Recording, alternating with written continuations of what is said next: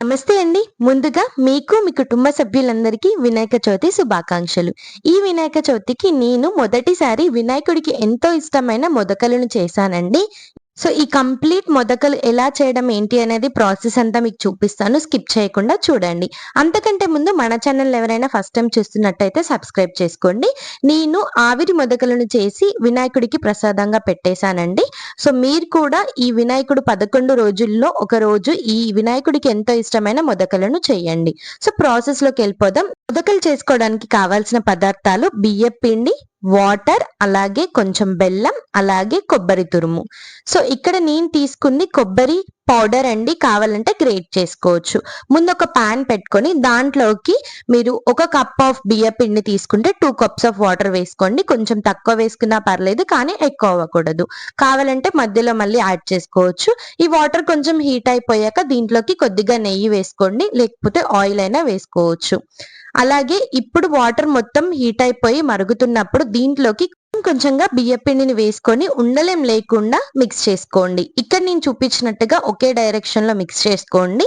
ఇలా మొత్తం పిండిని వేసుకొని మిక్స్ చేసుకున్నాక ఒక 5 నిమిషాల పాటు లో ఫ్లేమ్ పెట్టుకొని దీన్ని మొత్తం దగ్గరికి అయ్యేంత వరకు మిక్స్ చేస్తూ ఉండాలి. అయితే మనం నెయ్యి లేదా ఆయిల్ వేసుకున్నప్పుడు మనకి ఇది పర్ఫెక్ట్ సాఫ్ట్ టెక్స్చర్ లో వస్తుంది. అందుకోసమనే నేను నెయ్యి వేసుకున్నానండి. ఇలా అయిపోయాక దీన్ని తీసి పక్కకు పెట్టుకోవచ్చు.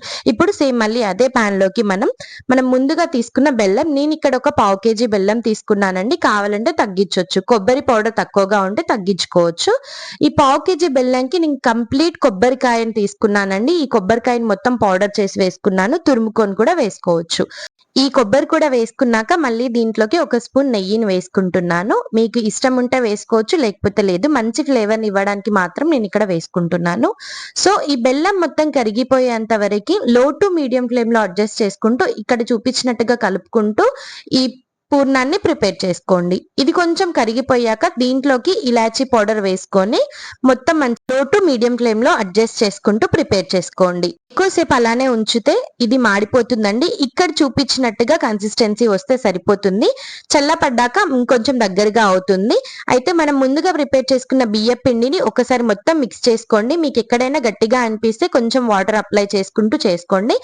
మెత్తగా ఉంటే కొంచెం పొడి బియ్య పిండిని వేసుకుంటూ చేసుకోవచ్చు. అయితే ఈ మొదకలు ప్రిపేర్ చేసుకోవడానికి మీకు ఎంత సైజ్ అయితే మొదక చేసుకోవాలనుకుంటున్నారో అంత సైజులో పిండిని తీసుకొని ఇక్కడ చూపించినట్టుగా సైడ్స్ కి ప్రెస్ చేసుకుంటూ గిన్నె షేప్ లో చేసుకోండి. అయితే చేతికి అతుకుతున్నప్పుడు కొంచెం పొడి పిండిని అప్లై చేసుకుంటూ నేను ఇక్కడ చూపించినట్టుగా సేమ్ చేసుకోండి. ఇలా గిన్నె షేప్ లో అన్ని చేసుకున్నాక ఎన్నైతే కావాలనుకుంటున్నామో అన్ని చేసి పక్కకు పెట్టుకున్నాక మనం పూర్ణాన్ని దీంట్లోకి వేసుకోవచ్చు. అయితే మీరు ఇక్కడ మొదకలు చేసుకోవడానికి సైజ్ వచ్చేసి నార్మల్ మీడియం సైజ్ చేసుకుంటేనే బెస్ట్ అండి. ఆవిరి చేసుకున్నప్పుడు మనకి అవి విరిగిపోకుండా ఉంటాయి. బియ్య పిండి పగులుతూ ఉంటుంది కాబట్టి మీడియం సైజ్ లో చేసుకుంటేనే బెస్ట్ అండి. సో, ఇలానే అన్ని గిన్నె షేప్ లో చేసుకొని దీంట్లోకి మనం పూర్ణం అప్లై చేసుకోవాలి. మీకు గిన్నె షేప్ లో రాకపోతే పూరీ సైజ్ అంతా చేసుకొని దాన్ని తర్వాత మీరు పూర్ణం పెట్టేసి మనకి మళ్ళీ మొదకలు చేసుకునేటప్పుడు ఎక్స్ట్రా పిండిని అంతా తీసేయొచ్చండి. నేను ఇలా చిన్న చిన్నగా గిన్నె షేప్ లోనే చేసుకుంటూ వాటిలోకి మొత్తం పూర్ణాన్ని అప్లై చేస్తున్నాను. సో, మనం మీడియం సైజ్ లో చేసుకుంటున్నాం కాబట్టి పూర్ణం కొంచెం కొంచెం మొదకలు పర్ఫెక్ట్ షేప్ లో రావాలని చెప్పి. సో, ఇప్పుడు ఈ పూర్ణాన్ని కూడా మనం దీంట్లోకి వేసుకున్నాక నేను ఇక్కడ చూపించినట్టుగా సైడ్స్ కు ఉన్న బియ్య పిండి మొత్తం దీన్ని మనం దగ్గరికి అనుకుంటూ రావాలండి. సో, బియ్య పిండి నేను చెప్పినట్టుగా పగులుతుంది, సాగదండి. సో, అందుకోసమని జాగ్రత్తగా నెమ్మదిగా చేసుకోండి. ఇలా మొత్తం పిండిని దగ్గరికి అనుకున్నాక అన్నింటినీ సేమ్ అదే విధంగా చేసుకొని పెట్టుకోండి. అయితే మన దగ్గర ఈ మొదకలు చేయడానికి మోల్డ్ లేదు కదా అండి. సో, అందుకోసమనే నేను ఇప్పుడు ఇది చేత్తోనే చేస్తున్నాను. ఆ మొదకల షేప్ రావడానికి స్పూన్ యూస్ చేస్తాను, అది కూడా చూపిస్తాను. మన దగ్గర ఒకవేళ మోల్డ్ ఉండుంటే ఇంత కష్టం పడాల్సిన అవసరం లేదండి. డైరెక్ట్ దాంట్లోకి మనం ఈ పిండిని వేసేసుకొని పూర్ణం పెట్టి ప్రెస్ చేస్తే అదే పర్ఫెక్ట్ షేప్ ని ఇస్తుంది. పర్లేదండి, మన దగ్గర అది లేనప్పటికీ ఇక్కడ నేను స్పూన్ తో చేస్తున్నాను కదా, చిన్న చిన్నగా కట్స్ పెట్టుకుంటే సరిపోతుందండి. మరీ ఎక్కువగా ప్రెస్ చేయని అవసరం లేదు. ఎక్కువగా ప్రెస్ చేస్తే లోపల ఉన్న పూర్ణం అంతా బయటికి వచ్చేస్తుంది.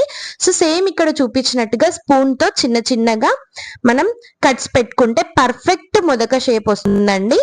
పూర్ణం పెట్టి అదంతా దగ్గరికి వస్తున్నప్పుడు మీకు ఎక్కడైనా బియ్య పిండి పగులుతుంది అనిపిస్తే మీరు ఇలా నేను చూపించినట్టుగా చేతికి కొంచెం పొడి పిండిని అప్లై చేసుకుంటూ చేసుకోవచ్చండి. సో దట్ మనకి బియ్య పిండి పగలకుండా దగ్గరికి వస్తుంది.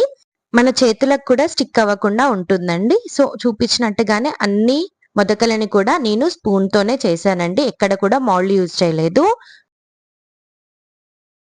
మీరు ఇక్కడ చూస్తున్నట్టయితే మొదకలు పర్ఫెక్ట్ షేప్ లో వచ్చాయండి. సో మీరు కూడా మీ ఇంట్లో ఇలాగే మీ దగ్గర మౌల్డ్ లేనప్పుడు ఇలానే చేసి చూడండి.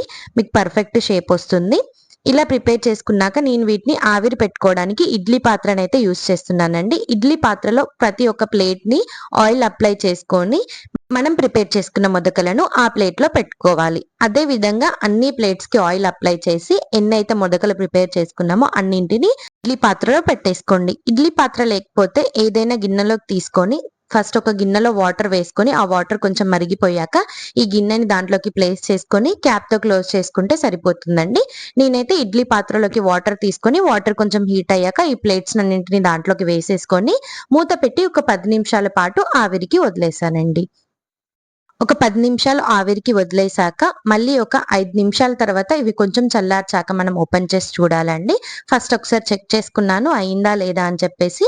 అయింది అని తెలిసినప్పుడు మనం దాన్ని క్లోజ్ చేసుకొని ఒక 5 నిమిషాలు అలానే వదిలేసేయాలి. కొంచెం చల్లారిపోయాక మనకి ఆ ప్లేట్లో నుంచి మొదకలు బయటికి తీసుకోవడానికి ఈజీగా అవుతుందండి. చిన్నగా స్పూన్ సహాయంతోనే నేను ఈ మొదకలన్నింటినీ తీసేసుకొని వేరే ప్లేట్లోకి పెట్టేసుకున్నాను.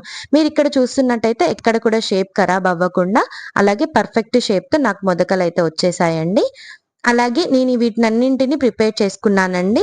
మనం ఈ మొదకలని ఆవిరితో చేయొచ్చు, లేకపోతే ఆయిల్లో డీప్ ఫ్రై చేసుకోవచ్చు అండి. అయితే వినాయకుడికి అయితే బియ్య పిండితో చేసిన ఆవిరి మొదకలు అంటేనే ఇష్టం అండి. సో అందుకోసమనే ముందైతే నేను దేవుడికి ఆవిరితో చేసినవి నైవేద్యంగా పెట్టేశాను. ఆ తర్వాత తినడానికి ఇంట్లోకి ఆయిల్లో డీప్ ఫ్రై చేసి తిన్నామండి. ఇవి బియ్య పిండితో ఆవిరి చేసినవి కూడా బాగానే ఉంటాయి, కానీ కొంచెం టేస్ట్ వాటికి వీటికి డిఫరెన్స్ ఉంటుంది. ఆయిల్లో ఫ్రై చేసుకుంటే క్రిస్పీగా ఇంకా టేస్టీగా ఉంటాయి.